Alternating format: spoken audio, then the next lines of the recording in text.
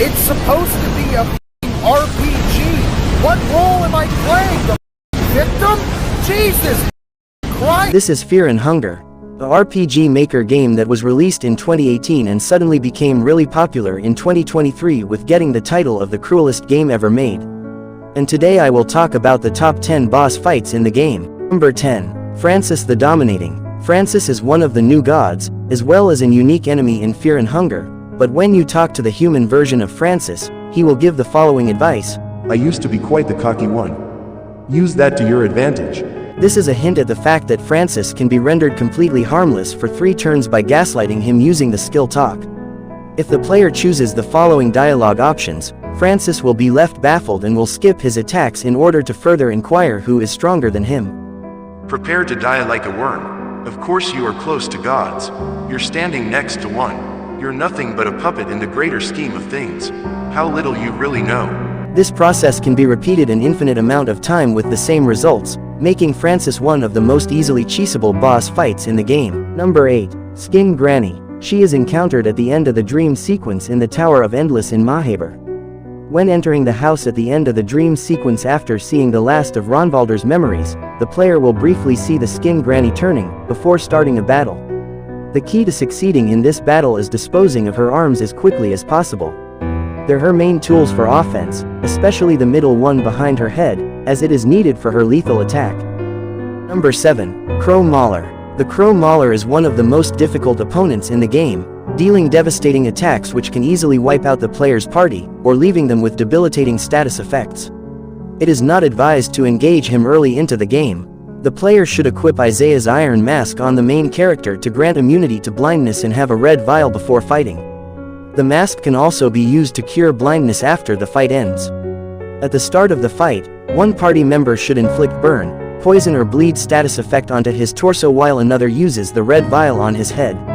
If the player does not have any party members, they should blind him on the first turn and then apply the damaging status effects on the next turn. It is highly recommended to have healing items before entering the fight, as his maul attack is not affected by blindness. It is also worth noting that the Crow Mauler is immune to out-of-battle damage.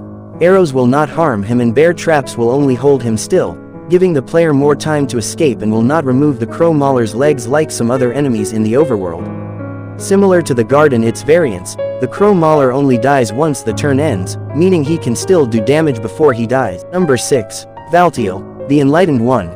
Valtiel is one of the members of the Fellowship, a group of humans who have attained godhood and become the new gods.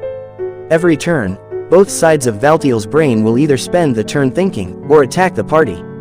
It is important to focus on the right brain first, as this is the main damage source, the creative section that casts spells, such as Hurting and Black Orb. His left brain only uses Headbutt, which afflicts the whole party, but with relatively low damage. The head should be targeted last, as it will become completely harmless once both sides of the brain are killed. The third eye only attacks when fully formed and has the smallest amount of HP from all the body parts, so it can be ignored. When fully formed, however, it will cast Whispers of Grogaroth, a unique spell that makes the victim die after 5 turns. His fight includes a unique mechanic which consists of him asking the player questions about the lore of the game. If they're answered correctly, he will sustain massive damage, which will make the fight much easier. It is a battle of intellect rather than brute force, albeit one that can be a little trivial if you ace the pop quiz. Number 5. The Tormented One, the last member of the Fellowship who serves as a boss encounter. Approaching Chambara will instantly trigger the first phase of his boss fight. During the first phase, Chambara can use 2 different abilities, Pummel and Chains of Torment. Chains of Torment deals the most damage out of all his attacks, but he doesn't use it as often as his other ones. After defeating the Tormented One in the first phase, blood would be flowing through the canals throughout the Temple of Torment, which would fill a massive pit.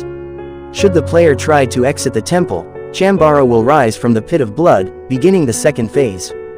During the second phase, the Tormented One wields the Wheels of Torment, 3 round, metal contraptions with spikes that orbit around Chambara. Each wheel would rotate during Chambara's turn in the boss fight. The wheels can only be stopped for 1 turn when a character attacks them. Defeating Chambara in this phase will allow the player to obtain the Tormented Soul. Number 4. The Yellow King. The Yellow King is a cannon type of enemy, having low health in comparison to other bosses but being able to deal a lot of damage. It is recommended that one saves up whatever they can before entering the void, and if the player has chosen the terror and starvation mode, they also must endure by battling both Sylvian and him. The Yellow King also has a snake on his shoulder that periodically heals him. Its health pool is not nearly as big as that of the Yellow King, but it is still quite large. The Yellow King also summons asterisks in his turn. The asterisks can be troublesome but not deadly. They either poke for very little damage or heal themselves and the Yellow King. The Yellow King will use a coin flip attack titled Salvation every couple of turns, approaching the player. If the player fails the coin flip, they will be blinded and instantly die. Number 3. Sylvian. Sylvian is the goddess of love and fertility, the wife and antithesis of Grogaroth. The player will find her in the void before facing Leagard, only in the terror and starvation mode. As one of the old gods, and the being that created mankind, Sylvian is one of the strongest beings in fear and hunger, even her traces. Her body consists of multiple tentacles that each attack individually with devastating strength, causing possible cuts, stuns, and can grab a player, making them skip turns. This means she is almost impossible to battle solo. She has a high amount of health, her head especially. Her attacks affect both the health and mind of your party. Players should be aware that any form of defense stats will not mitigate any body damage dealt by Sylvian physical attacks, since this entity uses the non-elemental attack type. One of her body parts is a tumor. This part will randomly grow during turns until it becomes a copy of one of the 4 main playable characters, and will use a unique attack attributed to the character's die. Number 2. Grogaroth. Grogaroth is the god of destruction and human sacrifice, and the final boss of Ending B. He'll be found in the Altar of Darkness, inside the God of the Depths, and will only appear if the girl isn't in the party. Traces of Grogaroth is a menace. At the start of the battle, he casts Whispers of Grogaroth, a spell the player might have encountered fighting Valtiel before, which deals roughly 30 mind damage to its target and applies a curse to said target. This curse will count down for 5 turns, after which the accursed will die. One can lift this curse by applying a purifying talisman. Then 2 of his 5 eyes, randomly chosen, will awaken. After 2 and then every 3 turns, if someone in the party is not cursed, Traces of Grogaroth will reapply the curse and a random eye of his will open.